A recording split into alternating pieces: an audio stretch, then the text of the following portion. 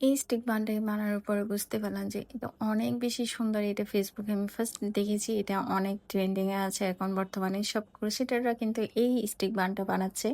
তো যাই হোক, ফাইনালি আমিও বানিয়ে ফেললাম। বানানোর পরে দেখি যে এটা আসলে অনেক ইউজফুল একটা জিনিস। প্রথমে আমি হাতে পরেছি, এরপরে স্টিক বান দিয়ে পরেছি, এরপরে এটা জুটি করে খুব সুন্দর করে সেট করে পরা যায়। এটা পরার পরে কিন্তু শুয়েও থাকা যাবে, মাথার মধ্যে কোনো ব্যথা হবে না। হ্যালো এভরিওয়ান, আসসালামু আলাইকুম। কেমন আছেন সবাই? আশা করি সবাই অনেক ভালো আছেন। সবার ঈদ অনেক আনন্দময় কেটেছে। আলহামদুলিল্লাহ আমার ঈদও অনেক ভালো কেটেছে। তো ভাবলাম এবার একটা টিউটোরিয়াল নিয়ে আসি। এটা যেহেতু বর্তমানে অনেক বেশি ট্রেন্ডিংয়ে আছে, সেজন্য প্রথমে আমি এই স্টিক বানটা বানানোর জন্য একটা বেস নিয়েছি। আমার কাছে প্লাস্টিকের ছুরি ছিল, সেটা নিয়েছি। এরপর হুক নিয়েছি 1.75 এর। আর আমি এখানে মিল্ক কটন সুতা দিয়ে কাজ করব। সেজন্য আমি দুইটা কালারের সুতা নিয়েছি, একটা ব্ল্যাক অ্যান্ড হোয়াইটের মধ্যে। চলুন তাহলে ভিডিওটা শুরু করা যাক। প্রথমে আমি ব্ল্যাক কালার দিয়ে কাজ করব। তো সেজন্য আমি ছুরির মধ্যে ব্ল্যাক কালার সুতা দিয়ে একটা নট দিয়ে নিয়েছি, যাতে আমার কাজ করতে সুবিধা হয়। সেজন্য ডিজাইনটা করার জন্য প্রথমে আমাদের একটা বেস তৈরি করে নিতে হবে। প্রথমে আমি ছুরির ভিতর থেকে সুতাটা পেঁচিয়ে নিয়ে আসলাম, এরপরে একটা চেইন করে নিলাম। পরে আবার সুতাটা পেঁচিয়ে একটা সিঙ্গেল ক্রোশেট করে নিব। ফার্স্টে কাজটা করতে আমারও আনইজি লাগতেছিল, যেহেতু ছুরিটা অনেক বেশি হার্ড ছিল। সেজন্য আপনাদেরও আনইজি লাগতে পারে, কোনো সমস্যা নেই, আস্তে আস্তে করলে পরে ইজি হয়ে যাবে। তো এভাবে আমি কালো সুতা দিয়ে ছুরিটার চারপাশে সিঙ্গেল ক্রোশেট করে কভার করে নিব। পুরো ছুরিটা যেন ভালোভাবে ঢেকে যায়, সেভাবে ঘন করে সিঙ্গেল ক্রোশেট করে রাউন্ডটা শেষ করে নিতে হবে। তো আমি এভাবে অফলাইনে কাজটা করে দেন ব্যাক করছি। আরেকটা কথা, তোমরা যারা বলো না কুশি কাটা প্রোডাক্টের দাম এত বেশি কেন, তোমাদেরকে না সুতা হাইড করার দায়িত্ব দিতে চাই। তোমরা যদি কেউ করো, প্লিজ তোমরা আমাকে ইনবক্স করবা। কিন্তু বেস তৈরি করা শেষ, এখন আমরা মেন পার্টের ডিজাইনটা শুরু করব। Look closely. প্রথমে আমরা যে কোনো একটা স্লিপ স্টিচ করে সাদা সুতাটা জয়েন করে নিব। এরপরে আমরা টু চেঞ্জ করব।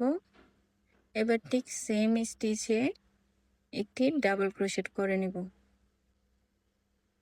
এরপরের ঘরে আমরা একটি ট্রিপল ক্রোশেট করব পাপড়িটা একটু সোজানো লক দেওয়ার জন্য। এবার আমরা টু চেঞ্জ করে একটি পিন আউট স্টিচ করে নেব। পিন আউট শেষ হয়ে গেলে আবার একটি সেম ঘরে ট্রিপল ক্রোশেট করে নেব।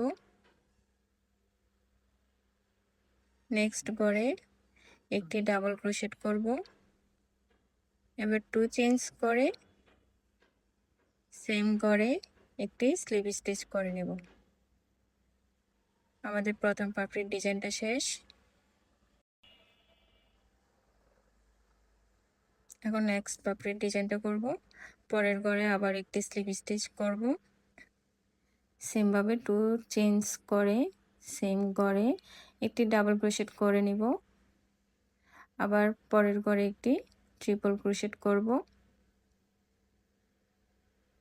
এরপরে টু চেঞ্জ করে একটি পিন আউট স্টিচ দিয়ে নিব।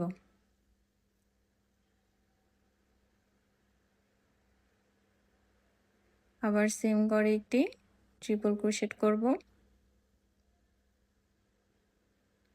নেক্সট ঘরে একটি ডাবল ক্রোশেট করব। টু চেঞ্জ করে সেম ঘরে একটি স্লিপ স্টিচ করে এভাবে আমরা সেমভাবে সম্পূর্ণ চুড়িতে পাপড়ির ডিজাইনটা করে নিব। তো আমি এই সম্পূর্ণ কাজটা অফলাইনে করে তারপর ব্যাক করছি। এই যে চুড়ির সম্পূর্ণ ডিজাইনের কাজটা শেষ। মাশাআল্লাহ কত সুন্দর লাগতেছে।